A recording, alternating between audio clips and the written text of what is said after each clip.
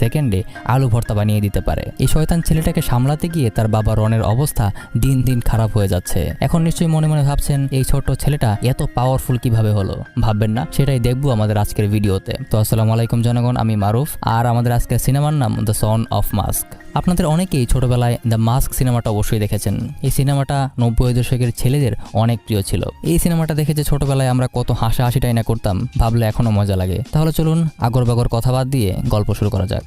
সিনেমার শুরুতেই দেখা যায় একটা জাদুঘরে একটা ইন্সট্রাক্টর মানুষদেরকে জাদুঘরের সব প্রাচীন জিনিসপত্র দেখাচ্ছে। দেখাতে দেখাতে একটা কাঠের মুখোশ দেখিয়ে এসে বলে, এই যে এই মুখোশটা তৈরি করেছে ওদিনের ছেলে আর থরের ভাই লোকি। আপনারা যারা নিয়মিত মার্ভেলের সিনেমা দেখেন তারা তো থর আর ওদিন সম্পর্কে খুব ভালো করেই জানেন, আর এটাও জানেন যে লোকি কত বড় বদের হাড্ডি। আর যারা জানেন না তাদের জন্য শর্টকাটে বলি, লোকি হচ্ছে সকল দুষ্টু কাজের দেবতা। তো জাদুঘরের ইন্সট্রাক্টরও মুখোশটা দেখিয়ে সবাইরে বলে যে যে এই মুখোশটা পরবে সেও লোকির মতো পাওয়ারফুল হয়ে যাবে।